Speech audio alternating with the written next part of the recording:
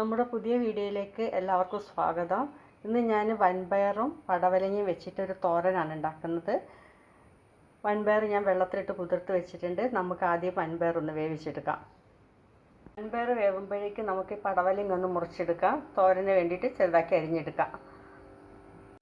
തോരൻ ഉണ്ടാക്കാൻ വേണ്ടിയിട്ട് ഞാൻ പാൻ അടുപ്പത്തേക്ക് വെച്ചിട്ടുണ്ട്. അതിലേക്ക് നമുക്ക് എണ്ണ ഒഴിച്ചു കൊടുക്കാം. എണ്ണ ചൂടായിട്ടുണ്ട്. നമുക്കിനി കടുക് ഇട്ട് കൊടുക്കാം.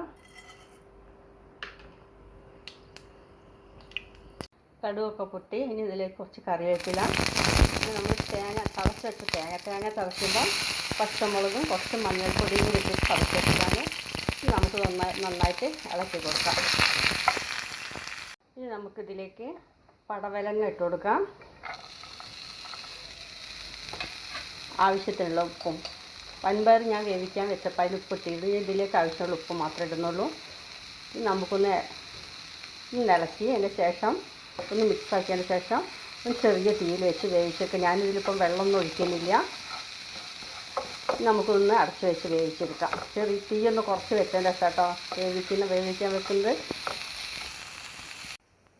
ഇപ്പോൾ നമ്മുടെ പടവലങ്ങയൊക്കെ വെന്തിട്ടുണ്ട്. ഇനി നമുക്കിതിലേക്ക് വേവിച്ച് വെച്ച വൻപയർ ചേർക്കാം. നിങ്ങൾക്ക് ഈ വീഡിയോ കാണുമ്പോൾ ഇഷ്ടപ്പെടുകയാണെങ്കിൽ ലൈക്ക് ചെയ്യാനും ആദ്യമായി നമ്മുടെ ചാനൽ കാണുന്ന ആരെങ്കിലും ഉണ്ട് സബ്സ്ക്രൈബ് ചെയ്ത് സപ്പോർട്ട് ചെയ്യാനും മറക്കരുത്. ഇനി നമുക്ക് പടവലങ്ങയുടെ അകത്തേക്ക് വൻപയറും കൂടി ഒന്ന് മിക്സ് ആക്കിയതിന് ശേഷം ഒന്ന് അടച്ച് വെച്ചിട്ട് കുറച്ച് നേരം ഒന്ന് അടച്ച് വയ്ക്കാം.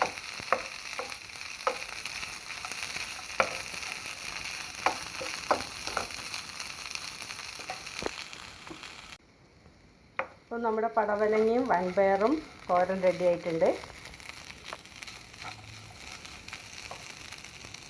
ഇപ്പോൾ നമ്മുടെ പടവലങ്ങയും വൻപയറും കൊണ്ടുള്ള തോരൻ റെഡി ആയിട്ടുണ്ട്.